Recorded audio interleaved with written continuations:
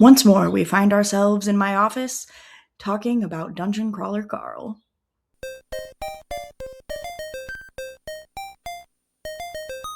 When last we spoke, we talked about the idea of using a post-colonial lens to look at Dungeon Crawler Carl. Specifically, some of the ideas that Frantz Fanon brings up in his chapter on violence from the book The Wretched of the Earth. And in the chapter, the two kind of big ideas that we focused on from Fanon's work were his point about inner tribal violence and his point about sleep, and how sleep is freedom from the colonizers, right? And we connected this to to Frank Q in the Dungeon Crawler Carl books and to the sleep upgrades, where the beds kind of get you a full rest without having to sleep a full night. And so that's kind of those were the interesting connections that we saw, right? These are the interesting connections that we can see between these post-colonial theories and between Dungeon Crawler Carl. But like, so what is sort of the point that we left off on, right? They're interesting connections. They're worth talking about, I guess. It makes you sound cool and smart if you can, be like, oh, look at this cool connection that I found. But like, so what? There was a professor that I had my freshman year of college, and I was terrified of this man because every time you said anything, that was his response. And not in like a snarky 90s teenager way, in like a, yes, you've made an interesting point. So what? Why does that matter? Why does it matter that you've said this thing, right? And this is where you see academic writing really start to become a conversation, right? This is the metaphor. Kenneth Burke's conversation metaphor is what I talk about with my students in class. And so Kenneth Burke is this famous composition pedagogy guy. And Burke talks about the idea that when you think about academic writing, what you should really think about it as is a party. And it's a party that's been going on for a really long time. And you come to the party late, and when you enter the party, there are discussions already in progress, and you hang back and you kind of listen in for a while. You get the vibe for what's going on, what kind of discussions are being had, and then you throw your hat into the ring and you bring up your ideas and you talk about like why people should listen to your ideas and why your ideas are sort of a useful contribution to this conversation. And people will agree with you and people will disagree with you, and the party goes on and the hour grows late and you have to leave, right? But it continues on even after you're gone. I think it's a really good metaphor for kind of thinking about this idea of analytical writing, how we join into a conversation, right? It'd be weird if you were in a conversation with your friends and you walked up and you just said, Dungeon Crawler Carl, there's some post-colonial stuff about sleep in there. Isn't it interesting? And they would be like, yep. And then the conversation would die, right? And so this kind of so what that my professor always kind of scared me into really does matter. And it takes a lot of practice. It's the part that I think is the hardest. It's not enough to just say, here's a thing that I've noticed. You also have to contribute why we should care about the thing that we noticed, right? So Dungeon Crawler Carl has these post-colonial motifs, or Dungeon Crawler Carl has these post-colonial moments, right? These things that we can look at through Fanon's ideas. Why does that matter? Why does it matter that this book, this recent book about a United States Coast Guard serviceman, is a book that also has sort of post-colonial theming, right? Why should we care that we can apply these post-colonial lenses to the story? Why does it matter that, Frank Q's inner tribal violence, his actions against Carl are exemplary of what can happen in colonized communities when the lack of power and frustration that's kind of imposed by the colonizers starts to come out. But it first manifests as like violence against the people closest to you. And why does it matter that this kind of post-colonial lens of sleep as freedom, the hours of freedom are being reduced for Carl and for the other crawlers, right? Why should we care about this? Why should we care that these connections exist? What is the significance of this relationship, right? And this is hard. This is a hard thing to talk about. It can be really challenging to be like, I thought that was interesting. Isn't that enough? And like, it can be. But if you really want to be effective, you want to go a little bit further, right? And so I would argue that like there is a so what here, right? It matters that this is a book that we can look at through this sort of post-colonial lens. And I think it's got to do with something that we've been sort of circling around, right? Which is the idea that like it is set in the United States. It's about a person who is a citizen of the United States, a country that, again, for like the dominant population of the country, for the people who are,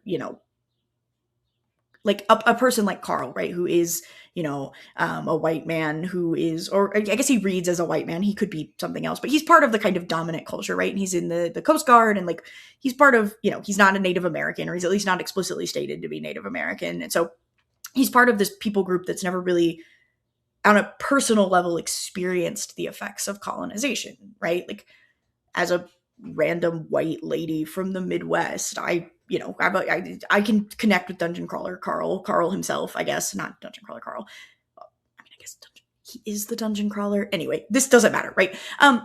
He's got kind of these overarching characteristics that make him sympathetic, right? One of the things that we talk about as English teachers, one thing that English teachers are really concerned with is the idea of windows and mirrors, right? This is also a metaphor. A window is a book that gives you a way to see into somebody else's experience, and a mirror is a book that kind of reflects your own experience back to you. And in a way, Carl is a window and a mirror, right? He looks like he has the experience of kind of a lot of people who live in the United States, right? Like his life is relatively comfortable before all of this sort of stuff with the alien civilization and the economic resource and natural resource extraction begins. He lives sort of a easy, by modern standards kind of life. And so when he becomes a colonial subject, right, we have already seen ourselves in him. Many people have already seen themselves in him, right? Especially people who are from the US. Again, US culture is not a monolith, but as a whole, we kind of have, like, on a grand scale, if we were going to characterize people from the US, right, we have this sort of privilege of being, from the United States with like a relatively healthy economy, comparatively speaking, and the relative ease of our lives, right? And so we see ourselves in him, and then as he begins to experience these colonial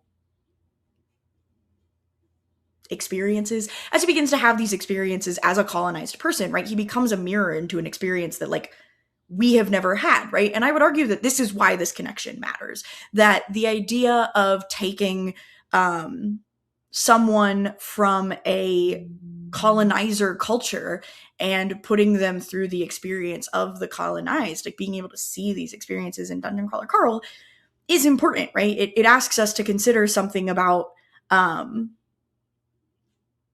role that we might play in colonialism as people who have never experienced the, side effects of colonialism. And like, obviously the United States before, at one point in its history, the United States was a colonial subject, right? But like the whole founding mythos of the United States is that we threw that off, right? And so we are like very proudly not colonial subjects. And so it's really hard to see the kind of effects of modern colonialism, right? The ways that colonialism functions in the 21st century and the kind of damage that it can have, because we were colonial subjects a million billion years ago, right? Not a million, but 250. It's 200. This is the 250th year, right? So this is what I would argue is the so what. All of this stuff is present in this story, right? All of the sleep and the violence. So what? Well, this makes this book function as a tool, right? There is this larger kind of like empathy for colonized subjects that can develop from seeing, yourself in a colonized subject. And I think that's why the connection matters, right? This is the so what. Why does it matter that this stuff exists? Because the larger message is, what if it happened to you, right? What if this happened to you? And obviously, alien civilization coming to exploit the natural resources of Earth seems unlikely at this moment in time. But like, culture on Earth colonizing another culture on Earth happens constantly, right? And Dungeon Crawler Carl asks us to consider, what if it happened to you, person who is in, a position of privilege enough to, having the literacy to read this book, right, is a type of privilege. Having the ability to own a copy of it or get it from your local library is a type of privilege that doesn't necessarily exist when your natural resources have been extracted, when they've been taken away from you, when your position of economic power becomes lessened, right? Then you can't even access this kind of story. And so, like, the story asks us to consider as readers, what if, right? What is it like to live this way?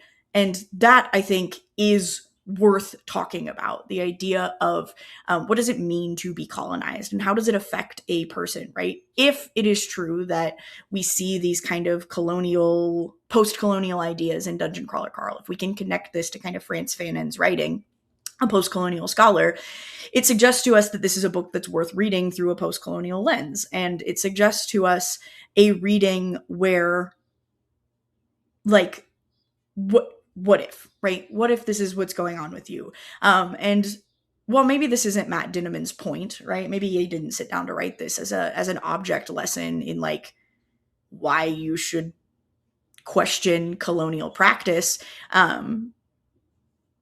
Because we can see this connection, right? Whether Dinniman intended it or not, this is worth talking about, right? Whether Dinniman is sat down and consciously said, oh, I'm going to make a book that asks, people from the US to consider their participation in colonial practice, it doesn't matter, right? This is the final hang up, right? This is the final hang up is, did he mean any of that? I don't care.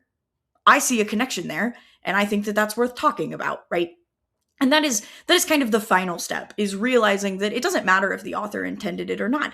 And this is where we come full circle, right? We've come all the way back around to this idea of hegemony. We've come all the way back around to the idea of the water. It doesn't matter if Dinniman did this on purpose. It doesn't matter if Dinniman sat down and said, I want people to read this and think about what would happen if they were the ones who were colonized, right? It doesn't matter if this is the question that he's asking, if he read Frantz Fanon and put in these ideas about sleep and intertribal violence. I don't care, right? The way that colonization works is part of the water. It is something that has become the idea that countries should go into other places, that powerful places should go into other places and extract their natural resources, is part of how the world works, right? It is something that we all sort of inherently understand. The United States started out as a colony, right? We understand how colonialism works. It's just there in our brains. And so as Dinniman is writing, this is the water that is informing his work, right? And so whether or not Dinniman sat down and said, I'm writing an anti-colonialist book, I'm writing a book that asks people to think about their position in the colonial system, isn't the point. The point is, colonialism is in the world.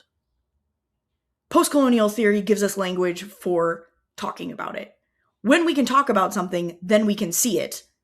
I can see it in Dungeon Crawler Carl, and I think that it's important that I can see it in Dungeon Crawler Carl because it asks us an important question, right? That's the string of associations that matters. It's not, I don't care if it's intentional, and you shouldn't either, right? This is also where it becomes a conversation. It doesn't matter what, people say stuff that gets interpreted in ways in conversation all the time, right? And this is where we come back to Burke's conversation metaphor.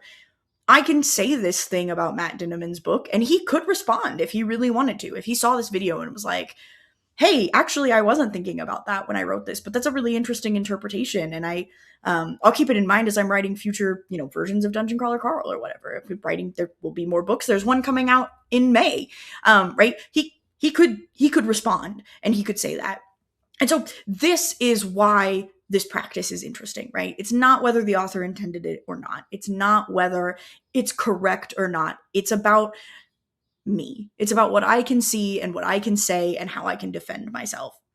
And this is where the kind of story ends, right? Or not ends. This is where this first round of practice kind of wraps up. It wraps up with, conceptually, I understand that there are ideas that are contained within works because there are ideas that are contained within culture, and whether the author intended for those things to be there or not, subconsciously they exist. And once I recognize that those ideas exist, I can start learning language to spot them at work in stories. And as I'm learning these languages to spot them at work in stories, I can start making these connections. And as I'm making these connections, I can say why they matter, right? This is what analytical reading and analytical writing is.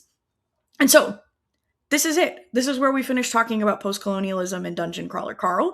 If you're interested in continuing to think about post-colonialism and Dungeon Crawler Carl, Wikipedia is actually a really good resource for kind of starting this, right? People who are very passionate about the ideas of post-colonialism edit that page. There's lots of interesting information there. It'll link out to other things that you could read, things like, scholars like Frantz Fanon and others who are working in the field. And if you're interested conceptually, then like reading through some of those things and looking for the ideas in Dungeon Crawler Carl, it's worth talking about, right? But yeah, this is where I'm going to leave you, at least for right now, and at least on the subject of post-colonialism.